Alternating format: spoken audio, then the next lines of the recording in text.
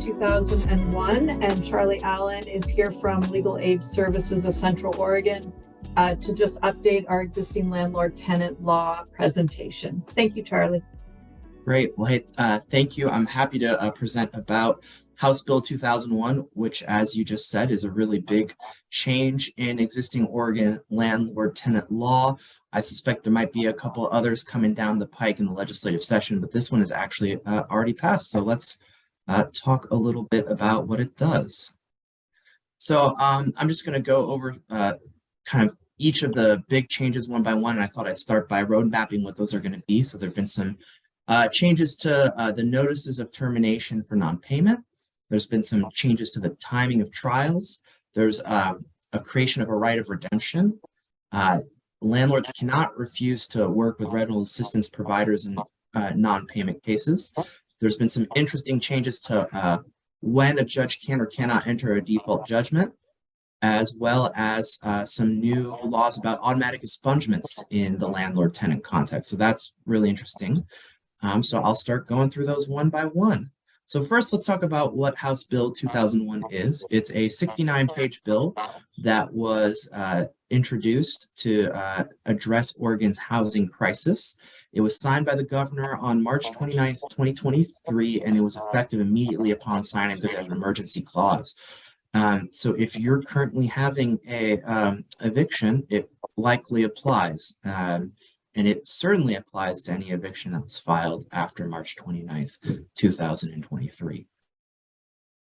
So let's talk about the first thing it does is it changes non-payment notices and automatically gives the tenant 10 days to pay whatever's owed before the landlord can file an eviction. And in fact, that's even a simplification. It really just changes the 10-day part because another part of the bill, as we'll talk about later, allows a tenant in a non-payment case to pay the outstanding rent on the non-payment notice at any point up to the trial starting. So the way the old law worked is, and this was only for late payment of rent, right? I mean, when a landlord gives you a notice of termination, they will have to say why they're terminating you. And one of the reasons that they can potentially terminate a tenant is non-payment of rent. And before, in a month-to-month tenancy, or really anything longer than a week-to-week tenancy, the landlord had to wait until the 8th day of the rental period, and then they could issue a notice giving the tenant 72 hours to pay the outstanding rent. And if the tenant hadn't paid at the end of those 72 hours, it was kind of, you were out of luck, right? You didn't get to cure that later. Well, now, at the 8th day, the landlord can issue a notice of termination, giving the tenant 10 days to pay outstanding rent. Now, the laws also a little confusing because the landlord also had an option to give the notice an earlier portion, right? So only the 5th day of the rental period, but then before they had 6 days to allow the tenant to pay the outstanding rent. And now that's been changed to 13 days. Again, as I already mentioned, this is limited to tenancies that are not week-to-week, right? So a week-to-week tenancy is generally something where you're paying weekly rent. So if you're paying monthly rent, you're likely in a month-to-month or fixed-term tenancy, and either of those, this new law will apply to, right? So already just on its own terms, you have more time to pay the rent and also more time before the landlord can file the eviction, right? Because now, if this is being given on the 8th day, the landlord has to wait 10 days before they can file an eviction. Or if it's being given on the 5th day of the rental period, they have to wait 13 days. So already that's giving the tenant more time before anything gets filed. And so a notice for non-payment will have to tell you how long you have to pay the outstanding rent. And if you've been served with a notice that says 72 hours, that's potentially defense now, right? Because the notice has to give you at least 10 or 13 days, depending on what point of the tenancy, the rental period it was served. So that's something for tenants to keep an eye out for, right? Is landlords who may not know that law has changed. So another thing that's changed is the timing of eviction trials. There's very specific language that change how it works. So let's walk through kind of what the landlord-tenant trial process goes through, and then we can talk about some of the changes it makes, right? So the first step is a notice, right? Landlord is going to give a tenant a notice about why they're terminating the tenancy. And the changes that have been made by House Bill 2001 are limited to non-payment of rent notices, right? So there are other forms of notices like, repeated misconduct or extreme and outrageous conduct. And these laws aren't going to change the timeline for those. But for non-payment, which is, in my experience, kind of the most common form of eviction, this will change it, right? So the first thing that happens is the landlord gives a notice, says, hey, you haven't paid rent. You have X amount of days to pay rent. And so they give that to you. That's the notice phase, right? That's that first stage on the left. If by the date in the notice you don't give the outstanding rent, then it moves to the complaint, right? So the landlord drafts a complaint, they file it with the court. And then once that's happened, they can serve the tenant with a summons that says, this is the first appearance court date, right? You got to come to court on this date and time for your first appearance. Okay. Now, this new law explicitly says that the first appearance cannot be scheduled less than 15 days before the filing of the complaint. So when landlord files that complaint, you have at least 15 days before first appearance. Okay. And at that first appearance, you get a chance to try to work something out with your landlord. And if you don't, the tenant files an answer within that afternoon of the first appearance, and then the court cannot schedule the trial sooner than 15 days after the first appearance. So that's a big change, right? There were some counties, for example, Lane County, that would schedule a trial 2-3 days after a first appearance, right? That doesn't happen. That cannot happen anymore in a non-payment case. In a non-payment case now, if you file your answer the day of the first appearance, which you have to as a tenant, the court cannot schedule it less than 15 days before, right? And then you go to trial, right? And if you win, the case gets dismissed as a tenant. If you lose, then there's the process of a notice and a restitution, whereby before anyone can forcibly evict you, the court has to give you at least 4 days to move out.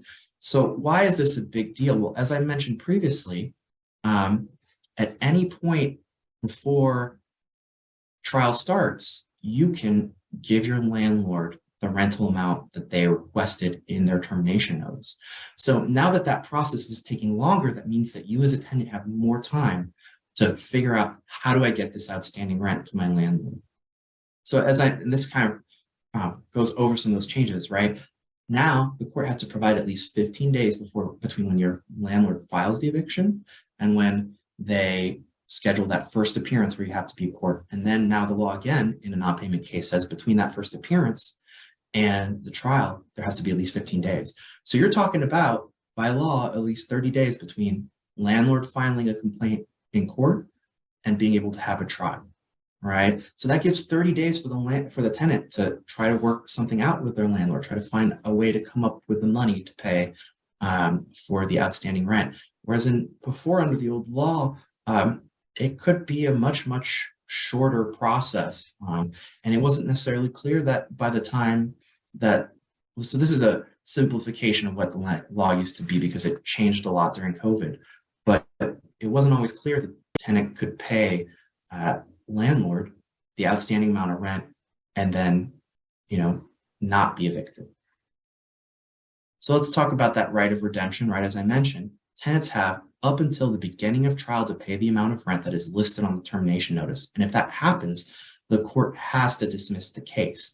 Now, your landlord can charge you for some limited legal fees associated with that case, but you don't have to pay that to get that dismissed, right? They can add that to your ledger, and then, right, you pay that. You pay that, but you don't have to pay that to get the case dismissed as a tenant. And what's interesting here too is I think the language of the bill is pretty clear, right? Which is that it's the amount of rent that is in the termination notice. Because by the time you're going to trial, you may owe another month's rent. You may owe, some new late fees. None of that has to be paid. What you have to pay is what's in the termination notice, right? And so that's something for you to know, is that you have some extra time to come up with that money potentially. So rental assistance. HB 2001 also makes it a defense to a non-payment eviction that the landlord caused the tenant not to tender rent. including as a result of landlord's failure to reasonably participate in a rental assistance program, right? So you as a tenant have outstanding, rent, and you reach out to a rental assistance provider. If you don't get the rental assistance because your landlord refuses to provide documentation, that's a potential defense. Right now, well, how a court is going to apply that, I don't necessarily know, right? Because the failure has to be to reasonably participate in the program. And so that gives the judge some leeway to interpreting it, but it's certainly a valid defense. And it's one that was a defense, at least temporarily, during COVID. And I have seen judges say, landlords' refusal to even, to give basic information to a rental assistance program can be a successful defense. There's also been some changes in default judgments, right? So that's kind of a technical way of putting it. But a default judgment was when a tenant just failed to show up to court, right? And then the landlord would win by default. Now the court has to independently review the notice of termination that's been filed by the landlord before siding with landlord and entering a default judgment. And that means the judge has to look and make sure that it's facially valid, which is a big, big change, which means that even if you've been defaulted, there's a possibility that there's a defense out there. Now, I want to be really clear. You need to show up to court at your first appearance. You do not want a default judgment entered against you, even if it's erroneously been entered. But this is still a big change in the law. And also the landlord, as part of the process of getting a default judgment, has to sign a document swearing that the tenant is still at the premises and has not vacated it, because that is a potential defense to an eviction, is you have vacated the property, right? Because that's an essential element of an eviction case. So another change that's occurred is in expunging evictions. This is kind of a new thing. In most contexts and in most states, expungements can never be automatic. And that has actually kind of changed. This House Bill 2001 said that certain evictions can be automatically expunged, right? Which is that if a tenant has paid all the fines and court fees, right? So there's no outstanding debt in the case, and it's a case that's over 5 years old, or was settled by stipulated agreement and is over a year old, then the court should automatically be expunging those, right? Removing those from the record. We haven't, right? This is a brand new law, so we're not sure exactly how that's going to work, but it'll be interesting to see how that's working. And another change, well, one thing that won't change, however, is if the case was just dismissed by landlord prior to the eviction, or the tenant wins at trial, you're still going to have to go through the expungement process, right? And we encourage you to reach out to attorneys and see what that might look like. All right. So those are some of the big changes that this House bill is bringing on. I'm going to reiterate some of the ways that you can reach out and get potential help. The Eviction Defense Project helps low-income tenants. That's their phone number right there, as well as their email. And I also want to reiterate that, anytime that you're having a specific landlord-tenant issue, you really do need to reach out to an attorney, right? Nothing in this presentation is meant to be advice about your specific case, because as with so much in the law, so much of this can really be in the details. Yeah, so Jenny, that's a really great question, whether or not this rule will be retroactive or will apply to cases only from March 29th, 2023 on. And I'm not sure we have an answer to that. Certain portions probably will be retroactive, but I don't know that there is an answer to that. I'd have to do some research, right? That's a perfect example of why so much of landlord-tenant law is really about details, and I really encourage people to reach out to an attorney, right? So there's the Eviction Defense Project. You can Google them, right? They're Oregon specific, and I can't promise you that they'll help you, but they do specialize in helping low-income tenants. And then if you want to reach out to us specifically at the Bend Legal Aid Office, we assist people at the Warm Springs Reservation, that's Jefferson and Crook counties, as well as Deschutes County, you can give us a call at this number right here. So I don't know, Jenny, if you had any other questions that you think might be worth addressing. But otherwise, yeah, that's kind of a brief overview of what HB 2001 has changed about landlord-tenant law, and I foresee that there'll probably be some more changes by the end of the legislative session this summer. And then we will do more updates. Yeah, that's right. After the session. Thank you so much, Charlie. The only other thing I was going to mention is the fabulous website that Legal Aid Services of Oregon runs, which is www.oregonrentersrights.org. I believe all of these updates are up there already. That's a fabulous resource, and you can always reach out to us at the law library as well, at the Downtown Bend Library, or 541-617-7057, and we will refer you to these resources as well. Great. Well, thank you so much for hosting this, Jenny. Yeah, for sure. Thanks for being here, Charlie. Stop recording. Great. Excellent. Thanks, Charlie. That was great. Welcome. And yeah, under 15 minutes. Perfect. Yeah, well, there's a lot, but I was like, let's get through this quickly. Yeah. No, it was great. But yeah, there's some huge changes to Oregon landlord-tenant law in there. Yeah, no, that was great for me just to hear that overview, because, Lauren sent me a bunch of PDFs and updates, but it's just really nice to hear it so succinctly like that. I already took a couple of notes. I was got an email from somebody today, and I forgot about the eviction defense project, so I'm going to send her that number right now. Yeah, and they tend to get back to people really quickly, so they're a great resource. Perfect. Thanks so much, Charlie. Welcome. Take care. Have a good one. Also, good evening, everybody. Thank you so much for your patience. My name is Jenny. I'm a community librarian here at Deschutes Public Library. And you may not know, but DPL runs the law library for the county. And along with the legal books and databases that we provide, we also try to provide a series of services for the community. We have our Lawyer in the Library program. I go out to all the different cities with my law librarian office hours program. And one of the things we really like to do is presentations with legal professionals who know their specific topic areas.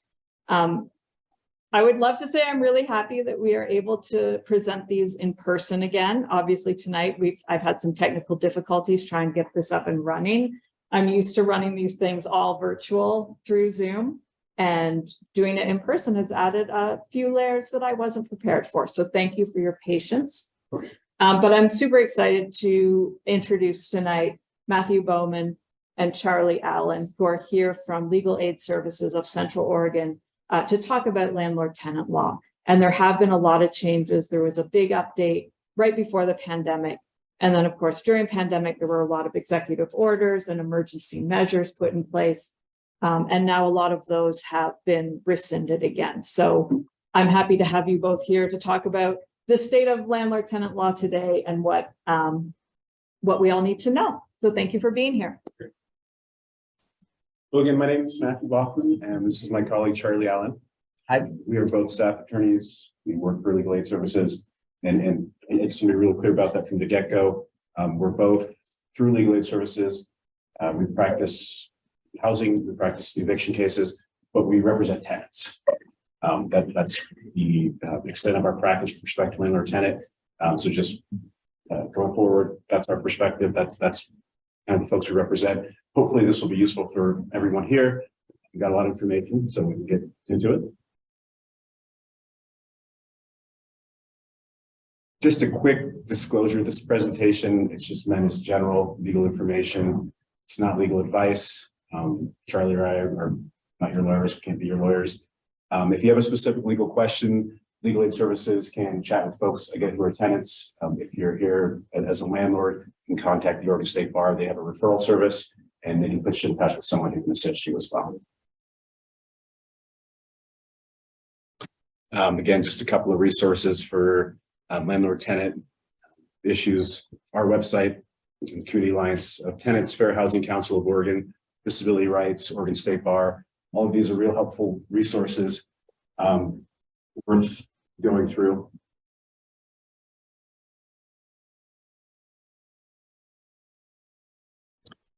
Before we get into specifics, when does landlord-tenant law apply? Anytime there's a rental agreement, doesn't have to be written. Anytime there's a written or oral rental agreement. Some hotel stays for less than 30 days, doesn't apply to dorms or nursing homes. Housing as part of employment wouldn't apply to that.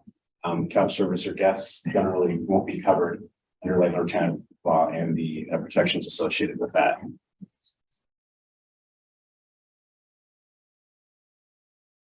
Yeah, so I'll start by talking about the next section, which is finding and securing housing.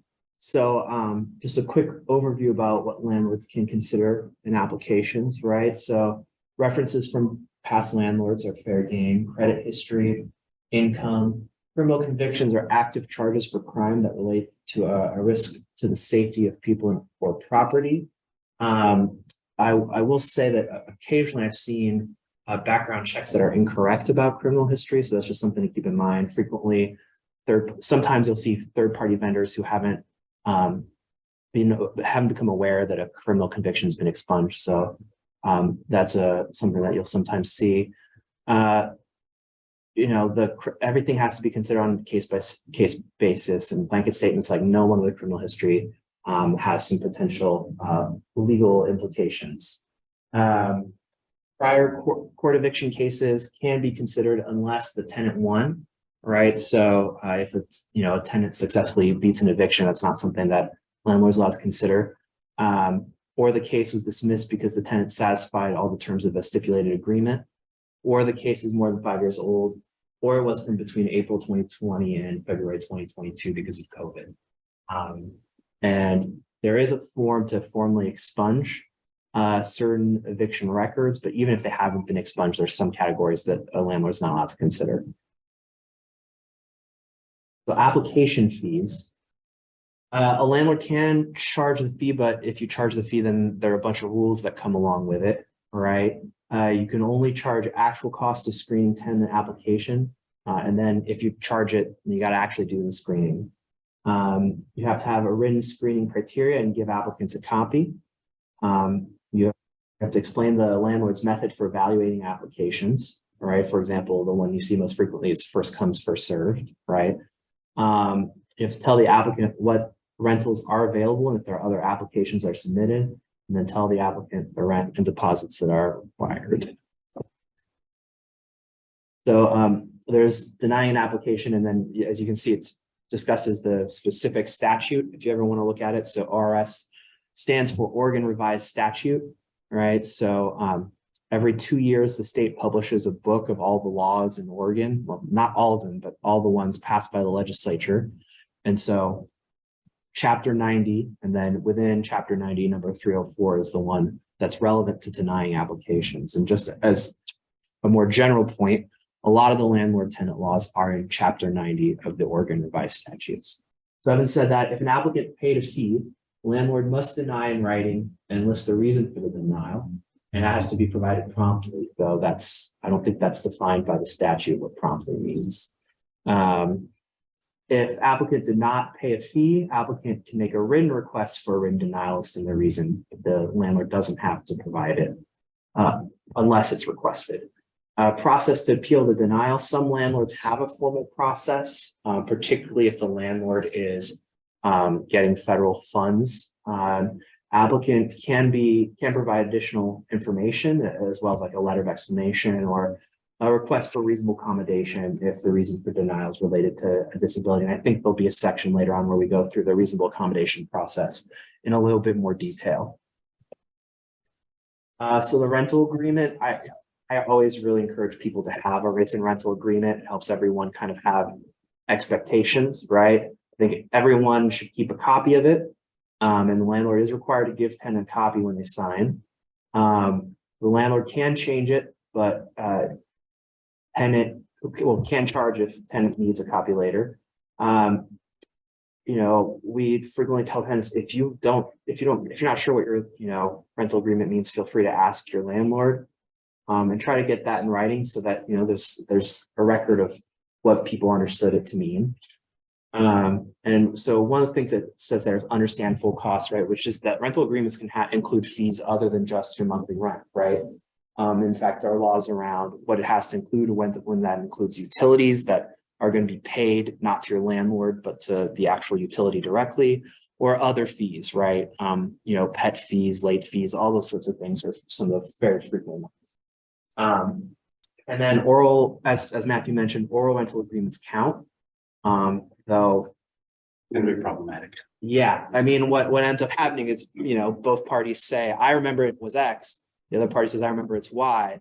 And what that leads to is a lot of fighting in court, right? Which is not what I think anyone wants. It's better to just have those in writing.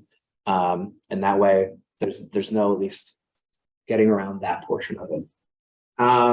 Another part is a rental agreement can't reduce the rights of the tenant guaranteed by the Oregon law, right? So you can't have a rental agreement that says you're waiving your right to, other things in the law, right? So you couldn't have a rental agreement that says you're waiving all your rights under the Oregon rental laws, right? It's not allowed. There's a law that says you can't contract around that. Deposits. So there's two different things here. Security deposits. So those are to pay for damage tenant and or guest caused beyond normal wear and tear. There's not a great definition of normal wear and tear. And so that can be pretty contentious. Unfortunately, that's something you may hear from us a lot, is that frequently the law uses terms where, it's really up to a judge to determine what is or isn't normal wear and tear. Refundable, tenant gets it back within 31 days of moving out unless, there's damage beyond normal wear and tear. Cleaning costs, carpet cleaning has to be explicitly stated in the lease if that's going to be a cost. Unpaid rent and fees. And then the landlord has to send a written account and itemizing the withheld amounts to tenant's forwarding address, and then cannot automatically be used for last month's rent. And then you've got a deposit to hold, which is different, and that's to secure. Essentially, it's a deposit for holding the apartment, right? It's there to secure that you have access to the apartment, and then should be refunded or applied to the first month's rent. Landlord gets to keep it if the landlord does not end up moving into the unit because of the tenant's fault, and tenant gets it back if can't move. If folks have any questions, please. Yeah. Yeah. Obviously, we can't talk about specific situations, but we can answer general questions. Fees. So the fees statute is something that, even though I've dealt with it a lot, still gives me a lot of headaches. There's multiple fee statutes in ORS Chapter 90.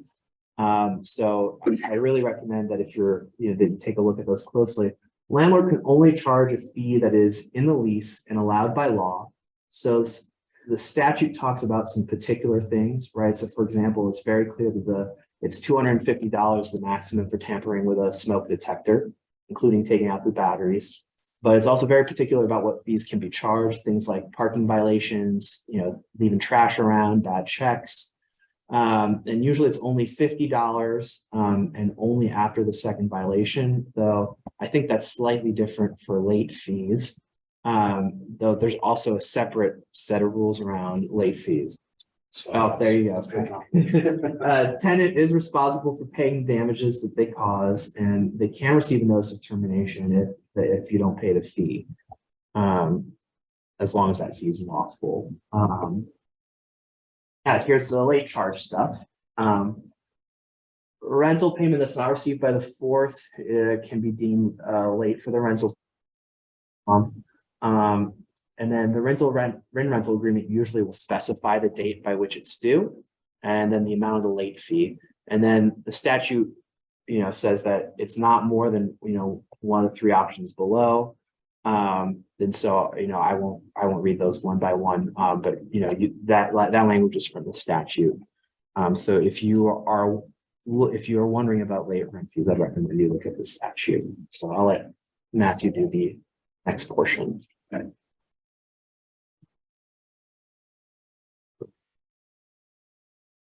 So paying the rent, landlord can specify where, how, cash, check, money order, rent is paid. Most rents due first of the month, and landlord should give a receipt. That's important to you all. That's important from our perspective, representing tenants. There is some recent case law that, puts a requirement on landlords to, if they are going to serve notice for non-payment of rent, that notice has to be the amount that is actually due, not more. Receipts go a long way. Anything written documentation goes a long way. Yeah. But your receipt be a carbon copy of the check, you're right? I don't think that'd be a problem as long as it documents what the amount was when it was paid. Yeah, just so it's And clear. what it's for. Yeah. Any type of documentation, it helps out. Yeah. I guess, and where I see this being the biggest problem is when people regularly pay rent cash. Because then, who knows whether or not cash was received and what amount, right? As long as there's a paper trail that everyone can agree on. So, I mean, when you're writing checks, that shows up on your bank account. So you can get your bank account records and then we can provide them, say, well, this check got made out in this amount to you, and it looks like it got cash. But yeah, I think particularly when people are paying with cash, I said, get receipts, please, right? Everyone. But carbon copy would work. Yeah. Okay. Right. You had a question? If it's going to apartments.com, that's your receipt, basically. Yeah, I see Venmo a lot too, right? Anything where you can just have access to copies, I think is important.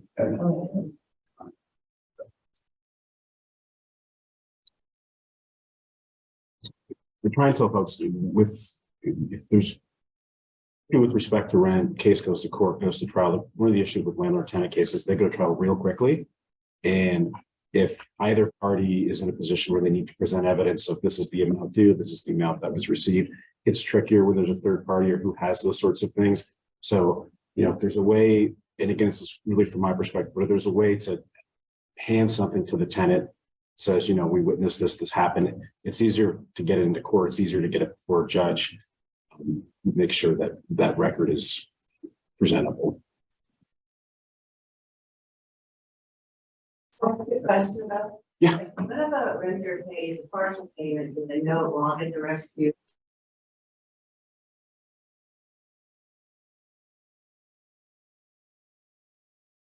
So there are statutes that deal with partial payments. If a partial payment is received, generally be received and not returned within 10 days. That would prevent a eviction case from going forward. You Based can't off of that. evict if you keep it. Correct. If you say, I won't accept this and get it back to them, then you can evict. So the statute provides that it needs to be returned within 10 It has days. to be returned. I didn't think. Even that, I think it can get even more complicated than that very quickly. Yeah. So That's there's the gist of it. Return it if you want to evict them. Don't accept it. Okay, got it. and just I know you came in just a little bit late. Full disclosure, we're both tenant attorneys. So everything will be just what the statute says. But having said that, I'm sure there's just a little bit of that. Yeah. The law's the law.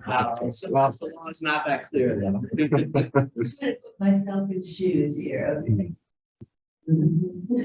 Rent increases, this is something that's common and happens for most folks annually. Rent cannot increase during a fixed term lease. So a fixed term lease rent is what it is. Can't increase when a new lease is signed. In a month-to-month tenancy, rent cannot increase during the first year. After the first year, landlord must give a 90-day notice if they're going to increase rent. So the statute's real clear about how a tenant has to be notified if they're getting a rent increase. It's got to be a written notice. It's got to be 90 days. It's got to say what the amount is, what the increase is. That's the 2023 amount right there. So that's the 14. Last year was 9 point something. Yep. Okay. So every year will be a different number because it's. Yeah, you gotta pay attention. I heard there was a bill that they're trying to get that changed to 14.6 For what? for the last. Oh, well, it was less. It varies each year. Right. Yeah, it's actually There's- 7% and then plus. Right, but there's a bill or there's talk of. Yeah. Yeah, that. Heard anything about that at all? So I'm not sure about that. I would say that this here, this wouldn't apply if the first certificate of occupancy was issued less than 15 years ago. I do know that there is some legislation that has been presented but I don't know with respect to that. I don't think either of us are looking too closely at what's currently in front of the legislature because it's still so early in the legislative session. So a lot of bills are going to die and a lot of bills will get gutted. I haven't been paying too close attention. Inflation, everything. This might be a later slide, but I'm going to throw it out there. The landlord gives you notice that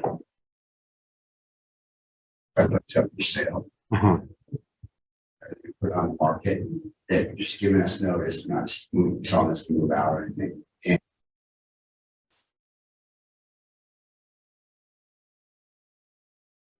the new landlord person, how much can that landlord? You have to honor the old lease. So that would be my perspective. It's once a year. That's the increase. You have to honor The new, They have to honor the current. the person who's taking over the property picks up with the lease and with the tenant and the landlord-tenant relationship. Can't just change it, say, Nope. It has to go. if you're on a month to month, Once a year. once a year.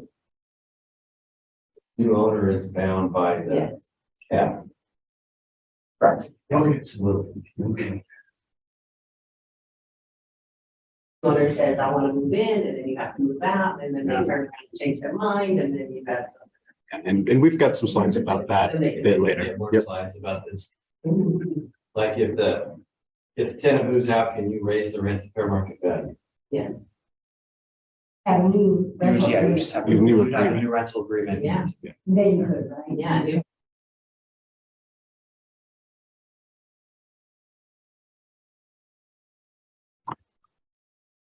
Rights of entry, this is important. If that tends to be one of the biggest conflict areas that we see with tenants and landlords.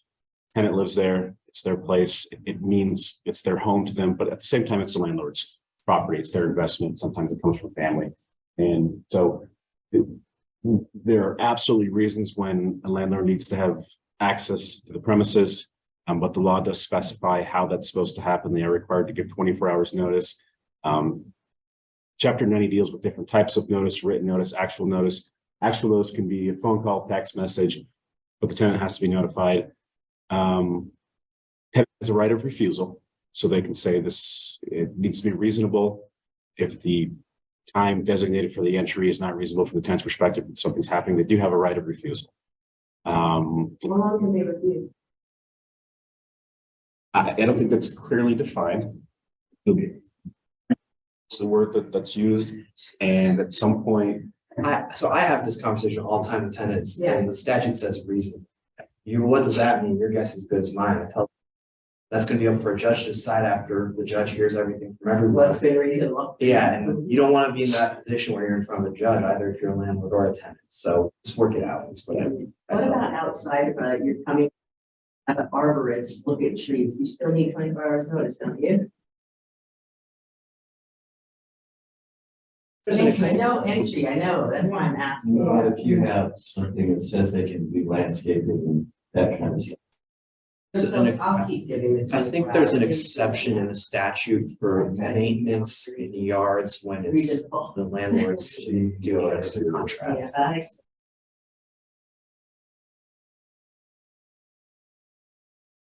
and there are exceptions and that kind of gets to going to the property, serving notices, if there's an emergency, maintenance requests that the tenant has made themselves. And if they give you permission, that's an exception too. They can you say, hey, can I? Done, right? Premises has to be habitable. It's weird when we get this presentation that I grew up in Nevada and that slide looks like somewhere that I'm sure I've been to when I was a kid. And every time I see it, yeah, semi-habitable by Nevada standards. This is critical. This is important. Effective weather protection, plumbing, hot and cold water, heat, electric wiring, lights, working keys, locks, anything that anyone would want. Provided. What if something breaks down, like say the hot water's out, how long? How long? How long? How long you have to fix it if something is not working one of those days? Well, so A tenant has the right to request the repair. And when they do so, they need to do so in writing. They need to set a time frame and it needs to happen, generally pretty quickly. If it's something like that, they can request it be done in an expedited fashion. A tenant can actually pay for repairs up to $300 if they provide the proper notification to a landlord. And the landlord didn't respond in how long? I generally make requests for 7 days for minor things. If it's an emergency, So they could be without the water for 7 days. Well, no, not water, for more minor things. Oh, minor, more minor. Okay. So what is it, like, you can't get a contractor fast enough, so you have to provide housing for them? So there is a provision that provides for substitute housing. So if a tenant, they don't have water and it's not habitable, they can actually seek substitute housing. They can seek, stay at a hotel. Yeah. Or If they can have, accept it from you, right? If you offer it to them, then they take it. They accepted that, and they can't then say diminished value.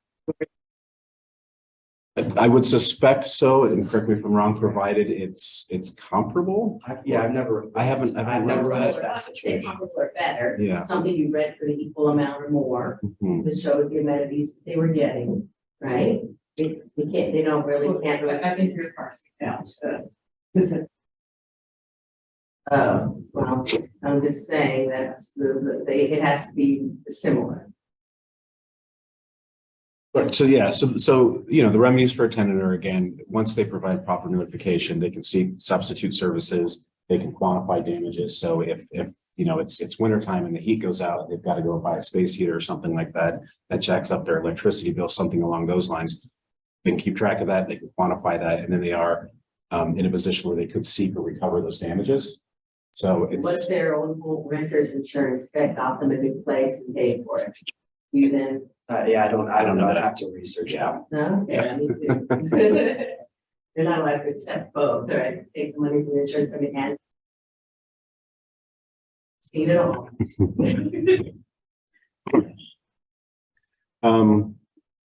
Beginning with a list of what needs provided: smoke detectors, if there's a carbon monoxide source, carbon monoxide detectors, common areas need to be free from garbage, rodents, vermin, safe just for normal use, expected use. If provided, the landlord needs to maintain appliances, air conditioners, elevators, garbage containers, service. It's all this information on those links, those websites you gave us. Laid out. This is not, so this is our PowerPoint. This is probably on the Zoom though, and I believe that'll be accessible. But then there's also going to be comparable information on some of those things. Right, and then the habitability statute is going to be on some of those items. Again, this is all pretty straightforward. Tenant has obligations, they've got to use the unit for dwelling as intended, keep it clean, keep plumbing clean to the extent possible, not disturb other tenants.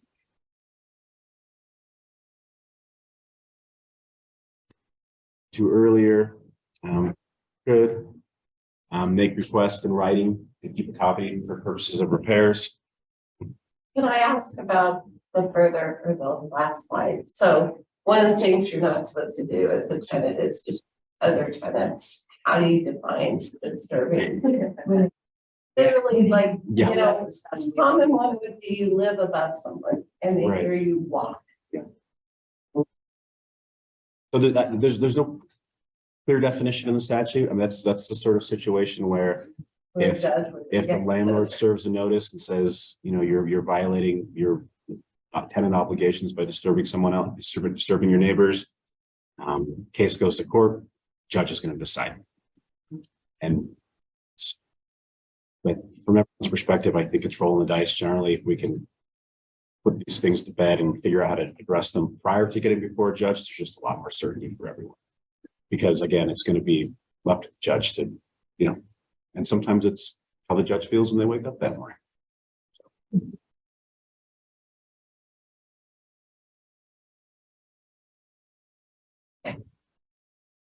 So again, we always encourage folks to make requests in writing if a tenant is looking to, again, withhold rent, which they can do if repairs are not made, seek damages, things along those lines. They need to make requests in writing. They need to have documentation. Confused, they can live over, can't they, don't they just? Or cost, but they can't withhold rent. So tenants can pay for things up to $300. And they take it out of their rent, but still pay rent. They're living. Hold the amount of rent. And again, this is the The amount to repair. So really, it would be up to a judge to determine what is the reasonable market value of this house with this defect, and that Right. could be more than. Value that you're renting on. correct. So if you're without heat, if you're without water, Yes, I and get it's it. going to cost, you know, Okay. so for instance, a septic systems is, you know, it's going to cost more than $300 if it gets rooted, something like that. And now you're living in a place that has plumbing doesn't work. Yeah. It's not clean. You've got septic coming out. What's the value of that rental if you're Yeah. dealing with that? Totally. And that's the amount that they can withhold. Yeah. Illegal to retaliate for making a request. So someone says, you know, the heater's broken, I need it fixed. I need it fixed within X amount of time or I'm going to withhold rent. If tenant is served with an eviction notice, you know, generally with retaliation, the set of courts going to consider is what's the nexus between what was the protected act. So making a request for repairs, which is a protected act, and the act. So for termination notice, is there a nexus between that? If the court can find that, that's retaliation. This is something we want to keep our eyes out on. I think we've covered this, but this here is again just getting back to requests for repairs, obligations if you've given notice, and sort of tenant responsibility. The statute gives tenants the option to also vacate under certain circumstances. And the reality is for a lot of tenants in this market, that's not going to be an option for folks most of the time. Because getting out and getting into somewhere quickly now is difficult for most folks. So the option's there, but not realistic for most.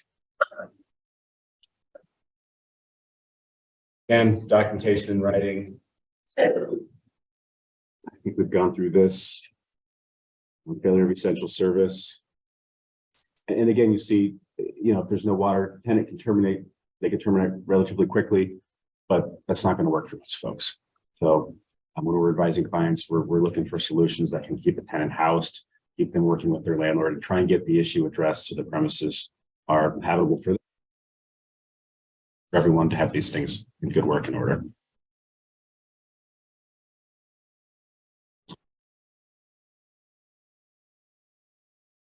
Up from time to time, it can be tricky. There's not a whole lot that we can do as attorneys, but a lot of times it's just different neighbors getting in conflicts with each other. There are resources for folks. So Community Solutions of Central Oregon, they can provide mediation services. They can work with folks. It can be handy if you've got some there not getting along, and it's, you know, that or someone being served with the notice that says you're disturbing your neighbors. We always like to try and do that. And so this is outside of the court system. This isn't the court mediator. This is Correct. separate. Or responsibility to find mediation for these neighbors. It's not my position. No, it's just, you know, when folks have these problems, it's a solution, something they can try and do. So Yeah. landlord. It's a helpful resource. Yep. Yeah. Okay. Yep. Yeah. Here's your phone number. Okay. This would help. Yep.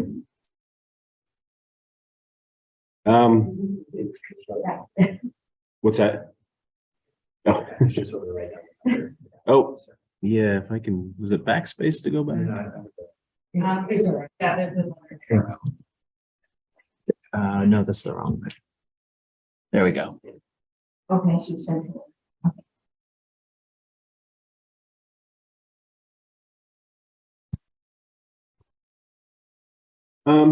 Other problems, roommates, landlords must approve, must pay application fees and pass background check. Rules for how long guests can stay should be in rental agreements. There are temporary occupancy agreements that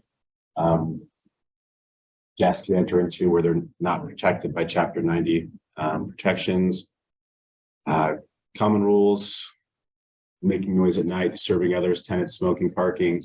Rules should be in the rental agreement. And again, I try and work with folks, especially, it gets tricky where you have folks who work nights, or you have folks who have kids, or you have folks who, may have who have or people with special needs. And, sometimes things can be perceived as a disturbance or disturbing their neighbors. And it's just folks trying to come home from work, trying to take care of their kids. So, pets can be prohibited, require additional pet deposit, restrictions by weight, breed, type. Animal needed to help with disability, not a pet. Landlord cannot retaliate against or refuse to rent to someone because they are a survivor of domestic violence, sexual assault, or stalking. A survivor of domestic violence can change the locks on the rental, have the abuser removed from the lease, break a lease, remove within 14 days notice, not be charged for damage to property caused by domestic violence. I don't know if this is in the section dealing with evictions. It's also applicable for terminating a tenancy for a cause. So if there's damage, if that cause of that damage relates to domestic violence. Who does pay? Who has to pay? The landlord has to eat that? Well, I don't know. But the tenant can't be, or the survivor. The survivor of violence. The survivor. I don't think the insurance companies will pay them. Yeah. I mean, the landlord. I had somebody use that again. So, well, I only kicked the door when I was fighting. Down, to the girl stuff, like, And to be clear, it would be the victim, the survivor who. I thought she'd say she was the victim, that she kicked the door. Mhm. I wasn't there. Yeah. Helpful numbers, if you become aware of domestic violence, saving grace, legal aid, that can be passed on to tenants, and certainly good resources to call. Oh, yep. Going back to the pets, do you guys have much info on companion? No, I haven't run to that much, so I don't know that I can provide a lot of information on that. So they can, if you say no dog, they can say, well, I'm there. Well, on the other, I did say that they. I think on the previous I slide. think it's service animals. But Yeah, I don't know all that law off the top of my head either. I haven't litigated that. That's really great. But they, Yeah, I mean, yeah. there are some federal rules about service animals, but I don't remember. Yeah, but how do you prove it is what they're at?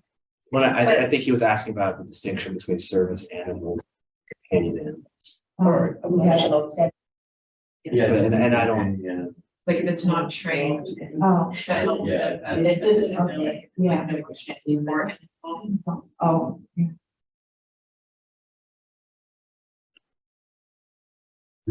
So moving out.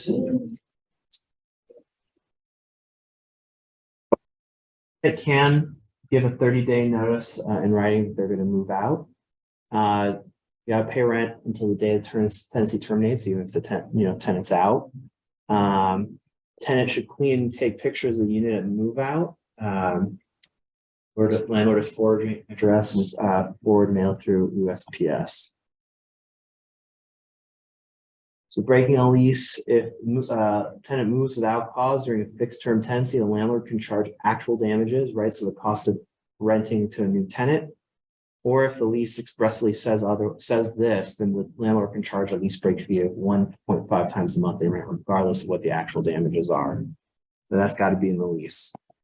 That's besides the last 30 days you read. Yeah, so what do you mean the 1.5 times Yeah. the monthly rent? I think that's right. So they have to pay the last month's rent. And then Plus- 1.5 the monthly rent. But for the record, if the renter did. Security or something, like. Landlord will rarely retaliate against that as well.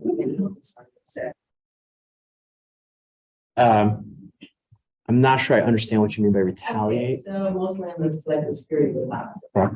And a lot of tenants say screw the landlord in the end and don't pay last month's rent even.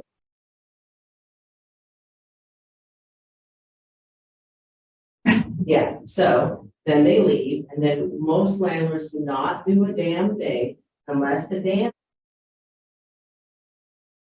security and the last month's rent. Correct. Then maybe they might take you to court, and even then. And they may not. even then it may not make sense, right? Because you What? can't get blood out of a turnip. Exactly. So, but yes, So, but I'm not encouraging vendors to do that. Pay your last month's rent, do the right thing, sleep well at night, that you're not a punk, you know? all right. So if landlord wants to encourage tenants to leave, there are lots of ways, lots of different ways to terminate a tenancy. These are four of the biggest ones we see most frequently.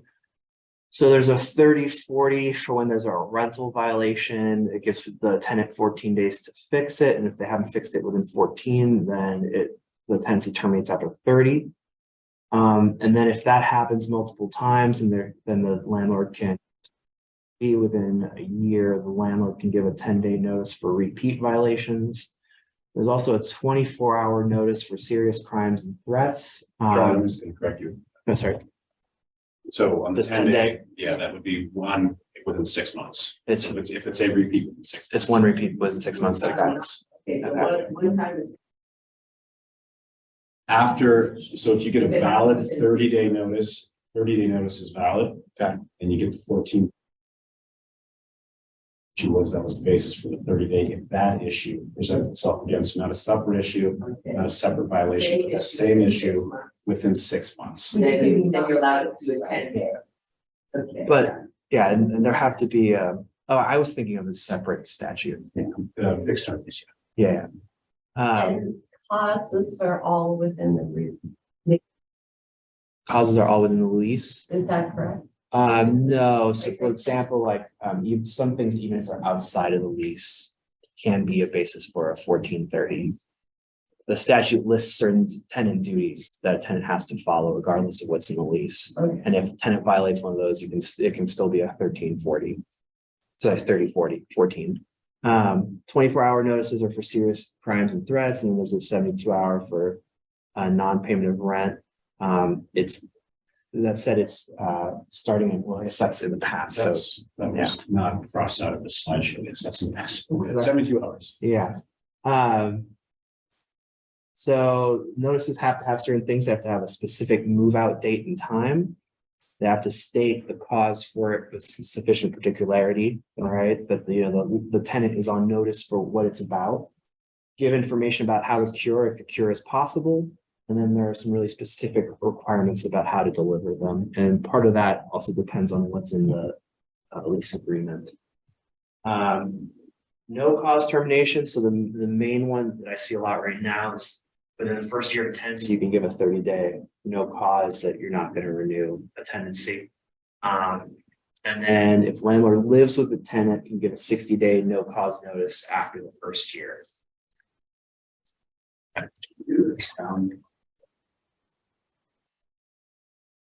The difference between Again, I'm going back to. They're selling We'll the see. complex. You owner. They have a 30-day no cause. Well, no, it depends on how long they've had that tenancy with the prior owner. So I would say if let's say the prior owner had a tenant who'd been there for, 3 years, Yeah. right? Even though there's a new owner, the new owner can't give a 30-day no cause. Because, right, it's still outside of it, right? Still, Right, I mean, essentially the new owner's in the shoes of the old owner, right? Because the tenancy has continued, it's just been transferred. You have to wait a year. Sorry? You have to wait basically a year to like do something. No. I'm No. not getting. So let's talk about when the rule does apply, right? So I'm a new tenant, right? I'm 6 months into a tenancy, and you decide you don't want like me as a tenant, right? You can give me a 30-day no cause notice, right? It says, at X date, more than 30 days or more out, your tenancy's done, right? You can only do that during the first year of the tenancy. After that, after 1 year, you can no longer give a 30-day without cause, right? So if I've been there 2 years and you give me a 30-day no cause, that's not a valid termination notice. Even At least that would be my position, right? How many days do they have? There's no such thing as a no cause at that point. Oh, I see. After that, you have to have cause. Oh, you can't wait for, you have to cause like I'm renovating or. I'm That's right. moving in or I'm selling. There are lots of different for causes. Cause, then you can just have to check. So there is if the tenant has resided there for more than a year and the landlord sells the place, they have to give it 90 days notice. Once it's been, so not if, once it's been sold. Well, once. Yeah, but they have to have the proof of sale that has to be provided to the tenant, and once it's sold, it still gets 90 days after it's sold. Right, whether that comes from the old one or the new guy, either way, it's a. But doesn't the new owner have to have an intent to move in or have like?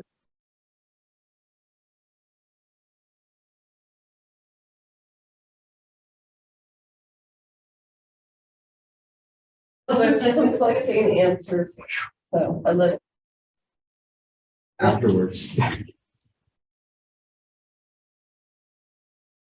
Yeah, so this is what we're going through, right? After the first year, right, this is one of the forms of for cause notices, right? We talked about some of them earlier, 24-hour when there's really serious misconduct, 1430s when, there's been a breach of rental agreement and the tenant hasn't fixed it after getting notice. This is another one.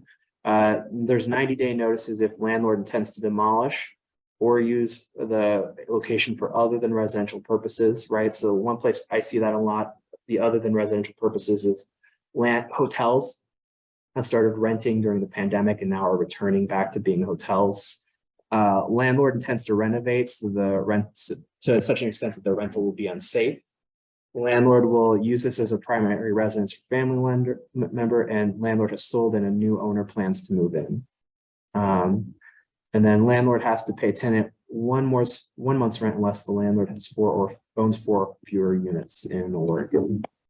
Yeah, and I'm just recommending, but you were correct, Charlie. Okay. So. All right. Yeah, I thought that there had to be so the person that purchases it has to have the intent to move in to give a 90-day notice.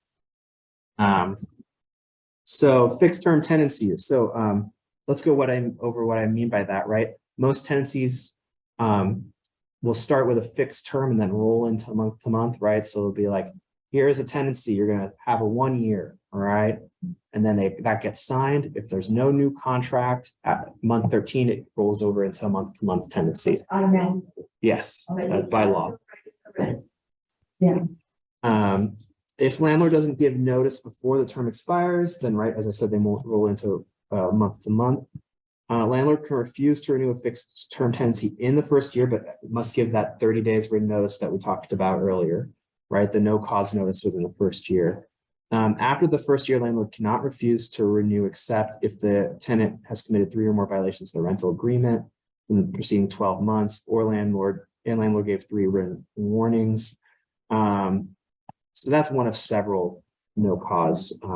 So this is something that happens too often, which is a landlord can't just change locks or have the sheriff remove the tenant before going to court, right? If you give someone a notice, right, even if it's valid and they don't move out, you still have to file an eviction and go through the eviction process in court. Would the sheriff even remove someone without? You'd be surprised. I've seen that happen. It's bad news for the sheriff's office. They can really open themselves to liability. Have to landlord go to court, the landlord have to get everything. I've never filed these for landlords, but yeah, I mean, you just file with like any lawsuit, you file it in court. You file in court, then they give you paper to take to the sheriff. Okay, One. so you don't necessarily represent. Yeah, you can show up yourself in court. Yeah. And unlike most settings where it's either you do it yourself or you have an attorney, landlords can have something called landlord's agent, who is not an attorney but represents them. So frequently you'll see property management companies doing that. Oh. Well, right. So yeah, let's talk about what the eviction process looks like. So first, landlord serves tenant with a notice. If tenant doesn't leave by the deadline, then the landlord files an eviction, right? So you file a piece of paper with the court. Then tenant gets a summons, right? Which is a piece of paper that's going to tell tenant, you got to be in court by this first court date. If either landlord or tenant doesn't show up to that first court date, they automatically lose, right? So landlord doesn't show up, automatically gets dismissed. If tenant doesn't show up, there's a default judgment entered against tenant. Tenants can move to set aside a default judgment, but it's a complicated process and I won't go into it. So at first appearance, the parties have a chance to come to a mediated agreement, right? So there's no reason not to talk. That's frequently been my experience. So that will happen if there's no agreement. Tenant has to file an answer, usually by 4 p.m. that day. I think a couple courts, it's 3 that day. And they file an answer that says, here's why my landlord can't evict me. Once that's done, it gets set for trial. Landlords, I think, generally have to pay a trial fee. And then at the eviction trial, landlord either agrees, wins, and then the tenant has 4 days to move out. If they haven't moved out by then, landlord then has to apply for a writ of execution to get the sheriff they can apply for a writ of execution. If tenant wins, then the case gets kicked out. And I'll just put in a couple of bucks here. One, with mediation, a lot of courts across the state don't have a formal mediation process. Judge will tell the parties to go out in the hall and try and let something out and come back in. We're fortunate in Deschutes County, Crook County, and Jefferson County. All 3 of the counties have formal mediation processes. If you show up to court here, just call into court, you're going to be put on the phone with the mediator. Long way in terms of just having a meaningful conversation to try and settle these cases. The other thing, when a tenant gets a summons, and again, I'll put a phone number on the summons, it's for the Eviction Defense Project. If you're a tenant, call that number. If you're a landlord and you have tenants, I would certainly encourage tenants to call that number, see if they qualify. Having an attorney assist seems like it can make it more adversarial, but it goes a long way. And it goes a long way towards having a conversation about how to get the case settled or how to move the case smoother. So. Personal experience, I had a tenant involve an attorney before she left, and it helped because the attorney let her know. Not my favorite part of my job, but I'll do it. I like to tell tenants that they're right and landlords. She could be wrong, she could be right, but I usually be wrong. I read everything like crazy person stuff. I knew, and so and they didn't bring me to court, they didn't do anything, they went away. And I also didn't pay the bills, to me that they owed. I have a question. We get asked this question quite a bit. When you have to file a writ of execution, is there a template county, or is there a specific format that needs to be in? Like, how does somebody actually write a writ of execution? I thought there was a Okay. form writ of execution. I think I've seen one. Yeah, well, I think I've seen them filed before. Yeah. I mean, it's just so rare that it gets to that point. Okay. Right. It's just, I get this question and I'm always a little flummoxed when I'm like, well, there's not an official court form and I don't really know what that should look like or what that. Yeah, I think there must be, because when I've seen them, it looks like it's moving the court. But it's got language for the tenant in there and how, what their rights are now. Okay, thank you. So I mean, Matthew already hit on this a little bit, but retaliation is against the law. That said, we frequently tell our clients that it's kind of hard to prove.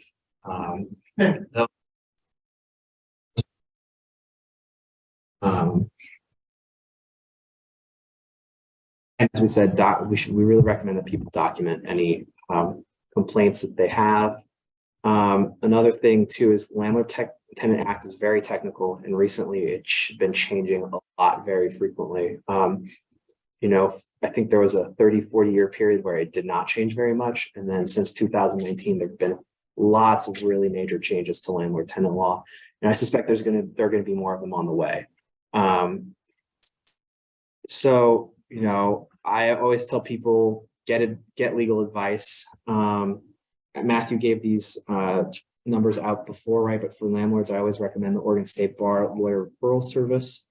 The first half hour, I think, is $35 or $45, and then it just goes to the attorney's normal fee, and you can talk to them about whether or not they want to do that. You know, we at Legal Aid Services, if you for tenants who qualify for our services, always encourage them to reach out to us, as well as the Eviction Defense Project. Though legal aid can get involved prior to an eviction being filed, which can be really helpful. The Eviction Defense Project can only be involved once an eviction has actually been started and the landlord has filed a court action. All right, I'll let Matthew discuss fair housing. I think we're about done. Was it 7 o'clock? Yeah, we were set to go till 7. Yes. I will be done or breeze through real quickly here. Yeah. Okay. So this comes up from time to time and real important. Fair housing. There are laws that promote equal housing to access or equal access to housing, federal, state, local laws that protect housing consumers based on their membership in a protected class. Federal Fair Housing Act provides the baseline of protections afforded. State and local laws provide additional protection. So Federal Fair Housing Act protected classes would be race, color, national origin, religion, sex, familial status, disability. Oregon law goes a few steps further: marital status, source of income, including housing assistance, sexual orientation, gender identity, domestic violence survivors.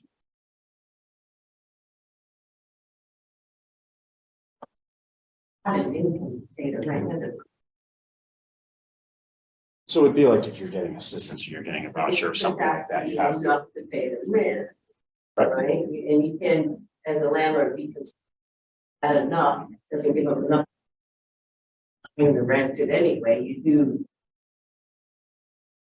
certainly not enough for everything, you know. Where they pay the rent and barely have enough, you can say that's not enough to rent. Not for the rent. It's the keyword is source. Yeah. Right, so Source. What if, say, these tenants have a, potential tenants have someone that will guarantee money, a parent, for instance. Yeah. Do you have to accept that as guaranteed money and add that to the source? I haven't addressed that, but I don't think so. I would look, I would want to take a closer look at that, quite frankly. Yeah, Because- I'd want to statute. You could accept it, but I don't think. That goes back. It's renting to the parents, Yeah. which I've done. Yeah.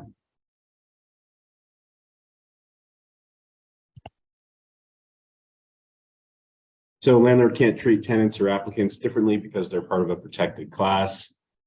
There'd be some exception with respect to renting a room, an owner who lives in the house and shares a common areas with you. They can discriminate based on sex, sexual orientation, gender identity, or familial status if you're sharing that common Well, specific circumstance where you're living together, basically. Yeah.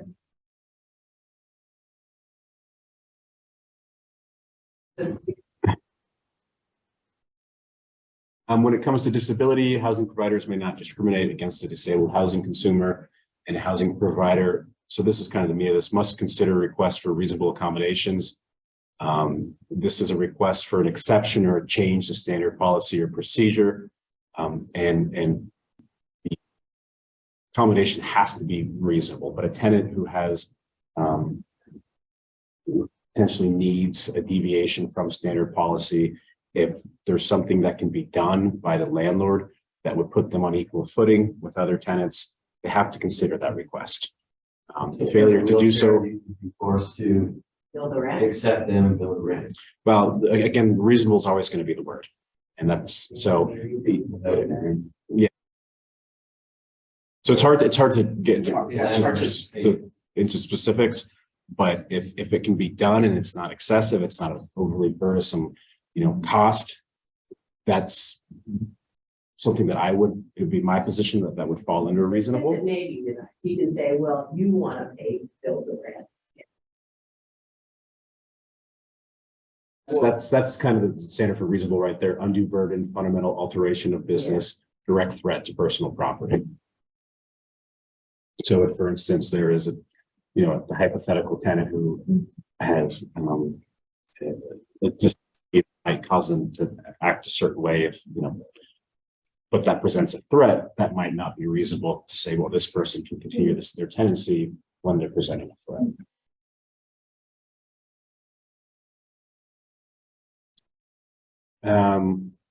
There's a process that a tenant should follow when making a request for a reasonable accommodation.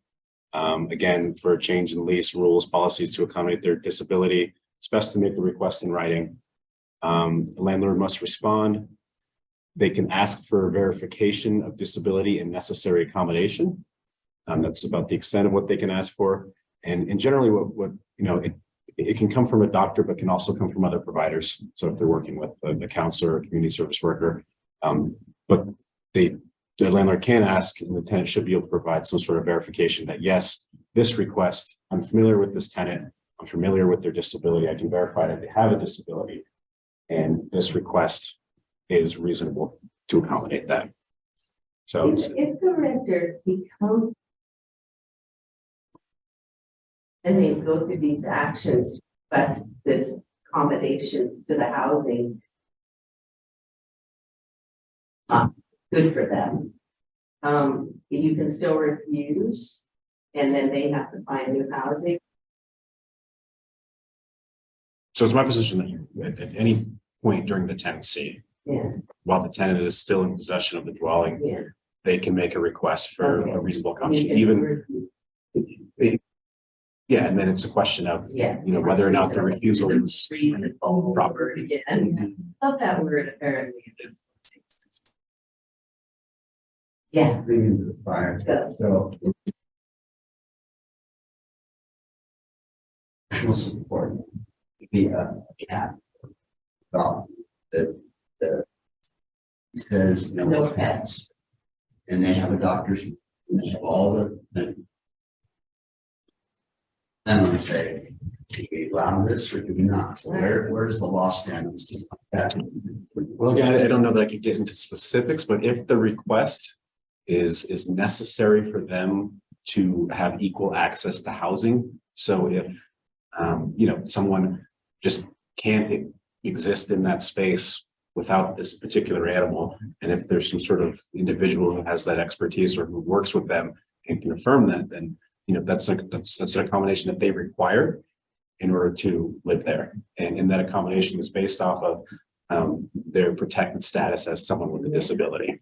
Yeah. So That changes that. Allow them to collect a security deposit for the damage that they may have. wow, that's a good question. I don't have the answer to that. It just never happened, but Yeah. I'm like, oh, we think it's for aging society, I don't know. Yeah.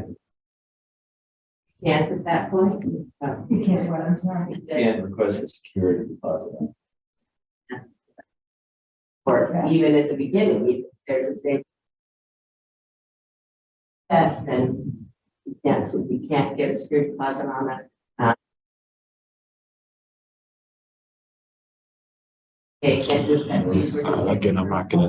Yeah. We don't. I don't know the answer to that, so I don't want to speculate. Yes. I know you can. You know, you can. Okay. Just a couple more helpful numbers again. And I always, to the extent that folks have access to resources, it goes a long way. I'll let you guys know, I just met.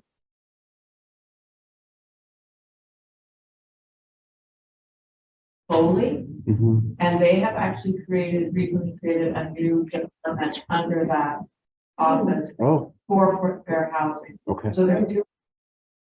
Or I'm not gonna connect her with.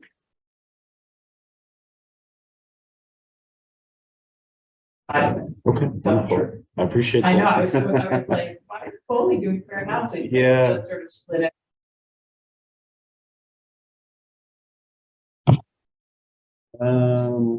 The common reasonable accommodations, reserved parking spots, assistant animals, live-in caregivers, special arrangements. So if someone is getting Social Security, something like that, it comes in on a certain date, things along those lines.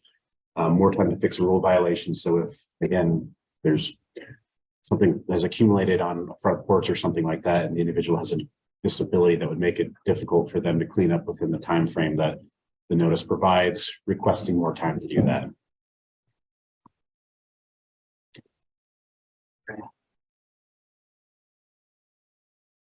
Harassment Fair Housing Act, tenant on tenant, neighbor on neighbor harassment.